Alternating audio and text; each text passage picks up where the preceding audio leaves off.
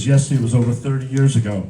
I was going out on a date with a beautiful woman. My roommate said, don't use any protection, you're gonna get lucky, you're gonna get laid. Penicillin cures everything.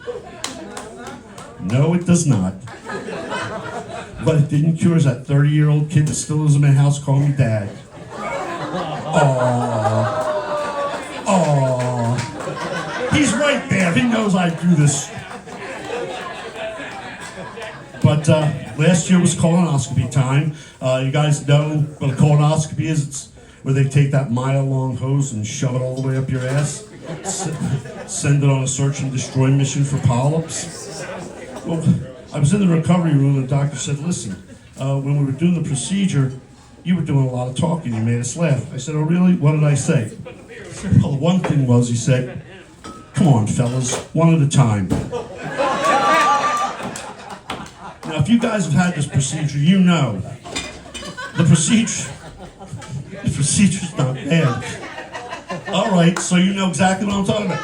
So the prep is the worst thing, right? You can't eat 24 hours before. You can't eat. You have to drink just clear liquids. At about 8 p.m., they tell you you're going to start to evacuate. Now, back me up on this. Evacuate's a medical term for shit your brains out, right? So 8 o'clock comes, I'm evacuating. 9, 10, 11, midnight. By 1 o'clock, I'm still shitting. And I look back in the toilet, and I'm thinking, she's laughing because she knows this is true.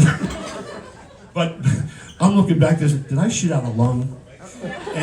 And you know, no organs, thank goodness. But I did have to think back, when the hell did I eat catfish? Ooh. But the best part is, they give you a picture. I don't know why. It's a picture about 3/4 of a mile up my ass. I don't know, do I start an album with this? Do I put it on the fridge? So I'm sitting on my desk at work and I just show everybody that comes in my office. Oh boy. But, so I have gotten some medical procedures to help me with my ailments. I had a Pez dispenser surgically embedded in my ass cheek. And what this device does is it releases testosterone as my body needs it. After the procedure, the doctor said in about 2 weeks, you're going to get some really good wood. I said, that's great, doc, but I'm not dating anybody. That wood's probably going to rot in the lumber yard. So now, I go to CrossFit. I don't know if you can tell. I think I might be doing it wrong, but I do go to CrossFit. And they all love my ass. They all love touching my ass. Do I have a nice ass, people? Do I have a nice ass? Right? All right. So right after the procedure, this girl winds up, and she smacks me right on the incision. 6 months worth of testosterone goes into my bloodstream. You know what that did. That's like Viagra on steroids. I had a hard-on for 3 days. Yeah, no, not yet. 13 times of jerking off. I got tired. I had shit to do. So that was my Pez dispenser adventure. And but I love my friends at CrossFit. We just had our Christmas party, and they always get me a nice present. This year they got me brandy, not the alcohol, the sex toy. Brandy is like a rubber vagina and ass. And I looked at this thing and I thought, you know, there's some pathetic men out there that actually buy this thing to use, but I'm gonna have some fun with it. So I put a little ketchup on it, put it on the hood of my car, took a picture, posted it on Facebook, said, I was driving home last night and I hit this naked lady. This is all that's left of her. I think her name's Brandy. Facebook bans me indefinitely. Next morning, 2 state troopers at my door. One says, listen, we need to see what the remains are of Brandy. And I explained the joke and everything. And he said, no, I have to see it. Now, I have to admit, by this time, I became one of those pathetic guys that actually used Brandy for what she was made for. Yeah, and I don't know that I cleaned her all that well, because I'm bringing her to the door of the trooper, and she's leaking.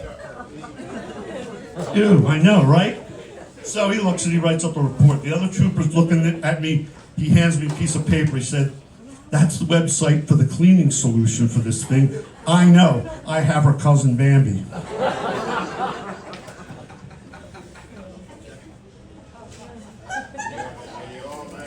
Oh, you like my story about jerking off? Let me tell you another story about jerking off. You know, I'm an old guy, and old guys, you can testify this. Young people, you have it easy. You know, you could go online, find something that turns you on, go in the bathroom, take care of business, get right back to work.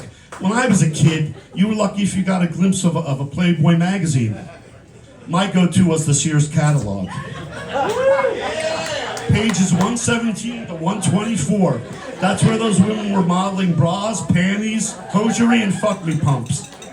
Those were my kinks.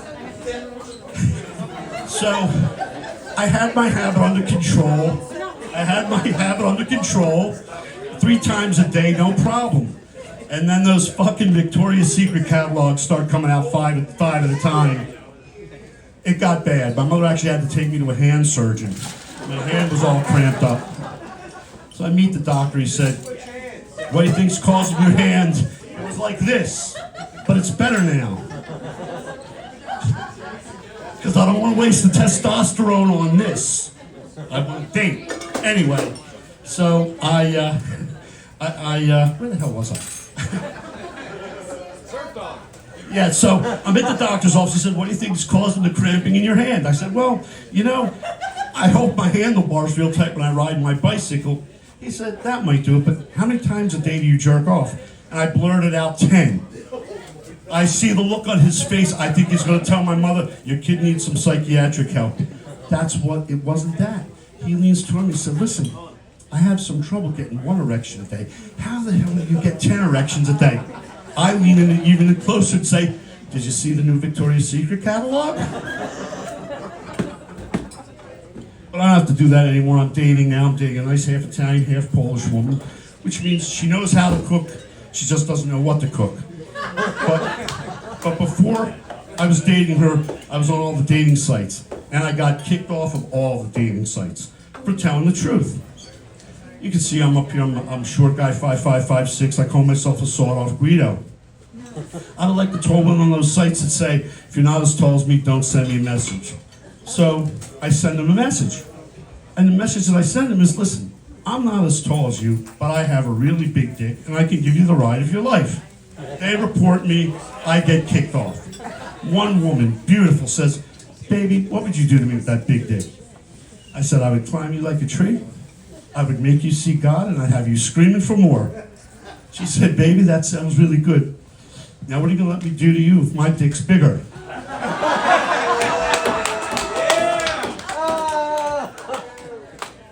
So I reported to the Service for False Advertising. They kicked me off for saying I had a big dick. Oh, gosh. So I took a trip. We good? I took a trip down to Fort Lauderdale, Florida a year ago by myself. I was getting bored hanging around the pool. So I did a little sightseeing. And I came across this little town called Wilton Manors. Has anybody ever heard of Wilton Manors? No. No? Second gayest town in America. Now, I'm not gay, but, you know, I was curious. So I went into a gay bar and had a drink. I'm minding my own business. This guy comes up to me and he says, "How much?" "How much what?" "How much hair do you have under that shirt?" I don't know. Nobody's ever asked me this question before. I had no idea how to answer it. So at the time, a little inebriated, I did what I thought was the smartest thing to do in a gay bar, and I lifted up my shirt and I show him. Now this guy starts petting me. Right? So I figured, all right, I'll be his little Italian chia pet for a while. Maybe I'll get a free drink. But I said, "Not below the equator, I'm not gay." He gets right in my face. He says, "Sweetie, if you ever want to switch teams, you give me a call. I'd love to be your coach." He hands me his phone number, he starts to walk away. As he's walking away, he looks back at me and said, "When you were a little kid, did you have a shirt that said, 'Hello, my name is Joseph John'?"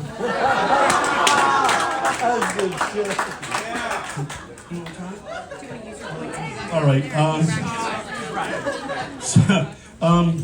I got hot boxed. Has anybody else ever gotten hot boxed? Yeah. It's like a Dutch oven, but it's with pot, where you get high.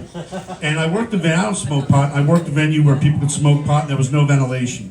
So this place is about 30 minutes from my house. I'm on stage. I'm feeling weird. I don't know what's going on. I get in my car to go home. 3 hours later, I don't know where the hell I am. So I pull the car over. I rest my eyes for about 20 minutes. I decide, okay, let me put my address in my GPS. I do that. I hit start. It said that I arrived at my location. I'd been sitting in my own driveway for like 20 minutes. But the worst thing is the next morning I got up and I found all these empty White Castle boxes. Now you guys down here, we don't have any White Castles. I don't know where the hell I drove to. Oh gosh. I'm glad you like that one as much as all right, I'm going to do one more and I'm going to get out of here. I'm going to ask you one more question. Has anybody ever gotten a titty whipping? Yeah? Yeah? All right. I'm not talking about a motorboat. I'm talking about a full frontal facial. Yeah. I got knocked out by a pair of tits. I had to go to a strip club, find a friend, talk to him. He was getting a lap dance. The stripper gets up, starts walking in. I'm not here for any of that. She said, I think you need a titty whipping. And it was like a 3D movie, right? I just got beat like a shark eats a seal. And good visual, right? And, I didn't know what went on. And the next thing I remember, I'm sitting on the bumper of the ambulance. And they're going over my injuries. I had a dislocated jaw, a broken nose, and my wife gave me divorce papers. All right, guys. My name's Joe Skoraka. Thank you so much. Enjoy the rest of the show. Thanks for coming out.